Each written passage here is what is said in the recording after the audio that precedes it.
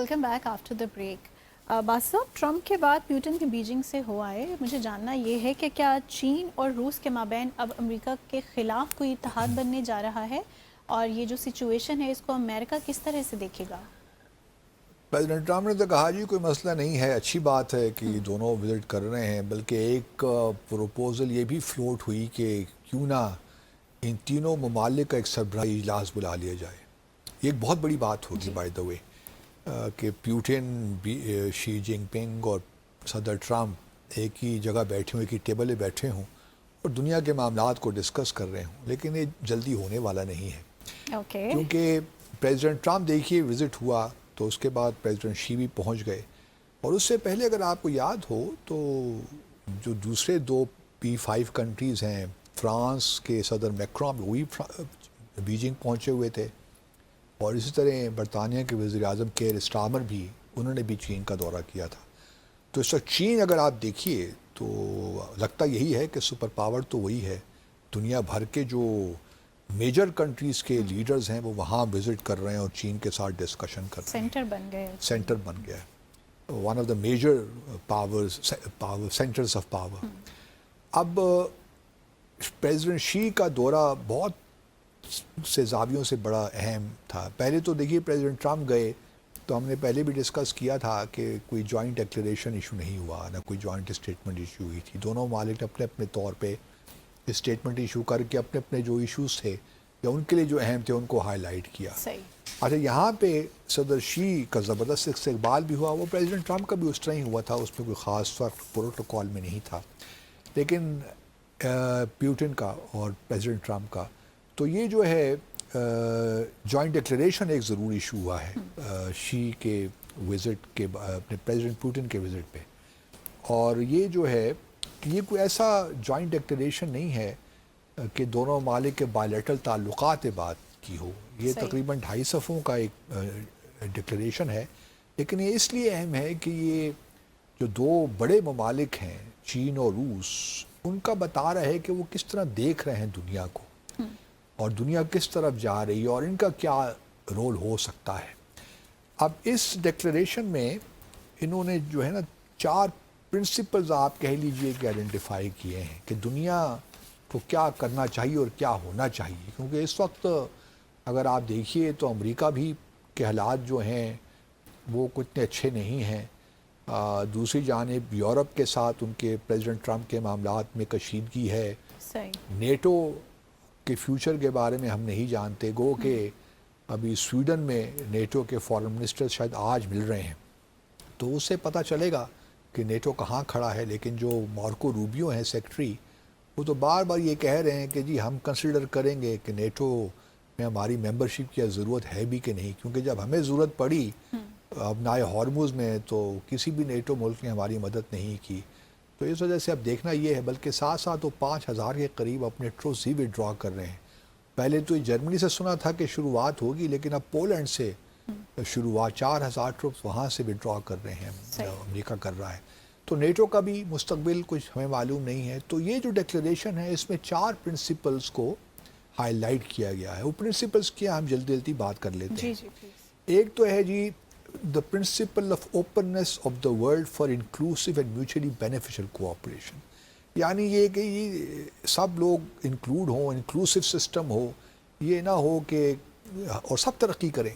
और ये यही प्लान है शी जिनपिंग का। अगर आप देखिए तो चाइना की तो पॉलिसी यही है, BRI भी इसी कॉन्टेक्स्ट में था कि सब दुनिया में हम डेवलपमेंट करेंगे, और डेवलपमेंट का फ़ायदा सिर्फ चीन को नहीं होगा, बस जहाँ हम कर रहे हैं वहाँ उन मालिक को भी फ़ायदा होगा। तो इसलिए, और फिर चीन का ये भी याद रहे कि कोई ऐसे प्लान्स नहीं होते जिस तरह बाकी ममालिक के होते हैं कि वो अपनी डिक्टेशन करते हैं। ह्यूमन राइट्स के बारे में बातचीत कर दी, वेस्टर्न दुनिया की बात कर रहा हूँ, अमेरिका की बात करते हैं, वो कोई डिक्टेट नहीं करते। आपसे मुआहदा करते हैं, आप मुआहदा कर लें तो ठीक है, आपकी मर्ज़ी, नहीं करते तो मसला कोई नहीं है। तो चीन का हमेशा से ये रहा है कि उनकी कोशिश यही रही है कि without being seen as authoritarian in real sense of the word, वो चाहते हैं अच्छे फ्लेक्सिबल रहें इन मामलात में। तो एक तो ये है कि जी म्यूचुअली बेनिफिशियल कोऑपरेशन होनी चाहिए और इंक्लूसिव होनी चाहिए दुनिया भर में। تیسرا پرنسپل جو بڑا امپورٹنٹ ہے آج کل کے زمانے میں، دوسرا principle, the principle of indivisible and equal security. یعنی یہ نہیں ہے کہ جی سپر پاور اگر ہیں تو وہ جہاں دل چاہے ہم نے حملہ کر دیا. اور یہ یو این چارٹر میں بھی ہے. تو اگر آپ یو این چارٹر کے پرپز اور پرنسپلز دیکھیے تو اس میں بھی انڈیویزبل اور ایکول سیکیورٹی کی بات ہوتی ہے کہ ملک چاہے جتنا چھوٹا ہو، سب ممالک کو اختیار ہے کہ وہ اپنی سیکیورٹی کا بندوبست کریں. اور کسی کی بھی سیکیورٹی یہ نہیں ہے کہ وہ اس کی ریکوائرمنٹ یا اس کو آپ یوں دیکھیں کہ جی ہماری سیکیورٹی زیادہ امپورٹنٹ ہے اور دوسرے ملک کی نہیں ہے. تو ایک یہ پرنسپل انہوں نے اس کو ریٹریٹ کیا ہے. دوسرا پرنسپل ہے democratization of international relation and improvement of the global governance system. یہ بھی بڑا امپورٹنٹ ہے. یو این ریفارم کا ایک معاملہ چل رہا ہے اور اس کے بارے میں بات ہو رہی ہے.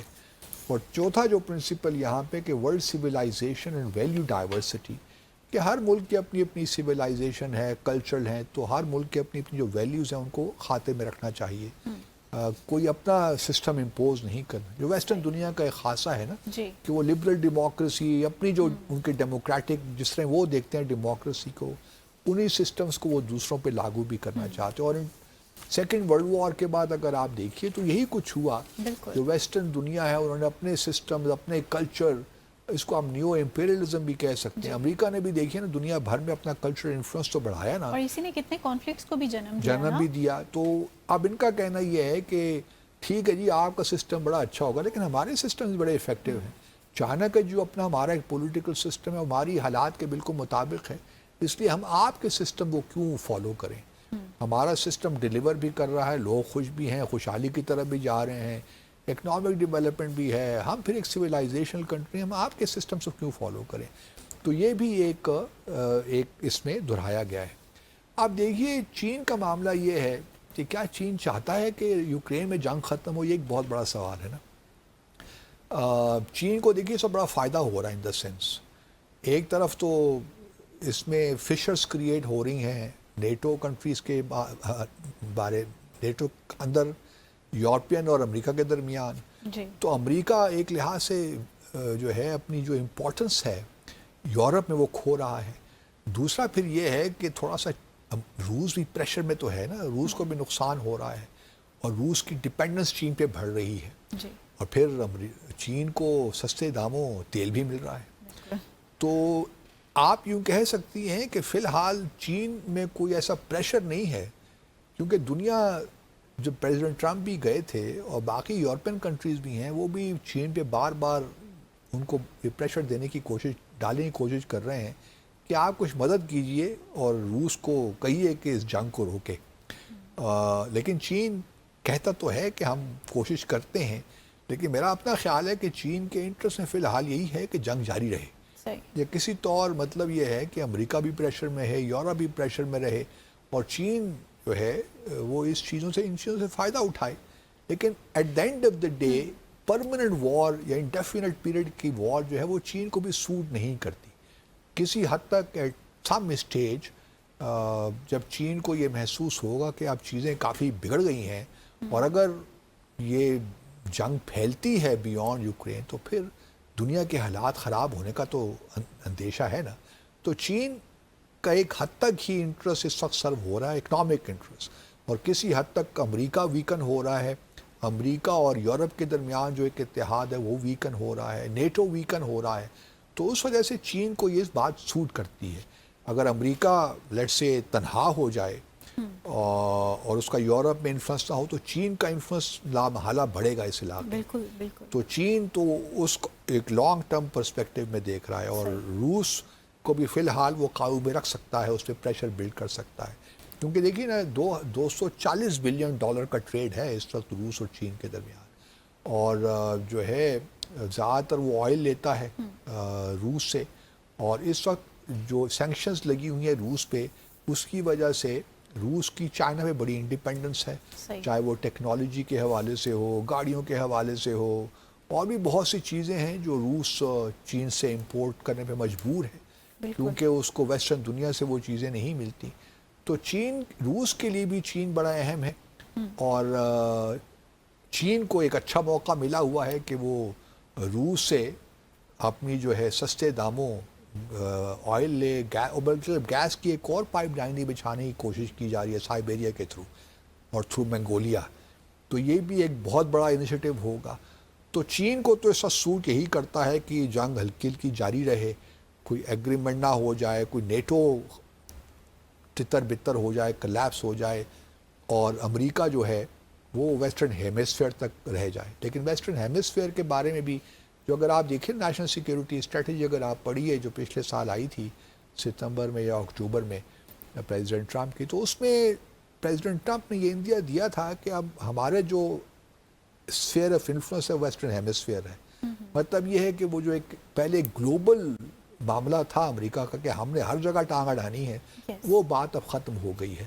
اب رادر دین کہ وہ مطلب اپنے آپ کو ایکسٹینڈ کریں, اوور ایکسٹینڈ کریں, وہ اپنے آپ کو کنسالیڈیٹ کرنا چاہتے ہیں اندر سے اور اپنے ریجن میں. تو یہ چائنا کو بھی سوٹ کرتا ہے ایک لحاظ سے, گو کہ چائنا کا کبھی یہ معاملہ نہیں رہا ہے اسفیئر آف انفلوئنس کا, لیکن چائنا کو یہ ضرور خطرات لاحق ہوں گے کہ لیٹن ساؤتھ امریکہ میں چائنا کی کافی انویسٹمنٹ تھی. مثال کے طور وینیزویلا میں وہ سب ختم ہونے کو جا رہی ہے, بلکہ ابھی جو وینیزویلا کی ایکٹنگ پریزیڈنٹ ہیں وہ میرے خیال میں اگلے ہفتے بھارت کا بھی دورہ کر رہی ہیں, تو وہاں سے آئل لینے کی باتیں ہو رہی ہیں. تو ساری امریکہ کی ایما پہ ہو رہا ہے. پھر کیوبا کے مسائل بھی آ رہے ہیں. تو بہرحال صاحب آپ نے معذرت آپ کی قطع کلامی معاف, آپ نے کیوبا کا نام لیا, تو مجھے بتائیں کہ یہ جو یو ایس ہے یورپ کی طرح کیا ابھی آپ کو آئسولیشن میں زیادہ دکھ رہا ہے؟ یورپ کی طرح یو ایس تو نہیں, یو ایس تو بھی گلوبل پاور تو ہے, جتنے کانفلکٹس انیشیٹ کر لیے اور جس طرح سے لیکن نہیں وہ گلوبل پاور ہے. ابھی چائنا کو ٹائم لگے گا. U S still not isolated. نہیں آئی ڈونٹ تھنک سو. خود کوئی فیصلے کریں تو الگ بات ہے, لیکن آئسولیشن کی بات نہیں ہے میرے خیال. Let's take a short commercial break hair.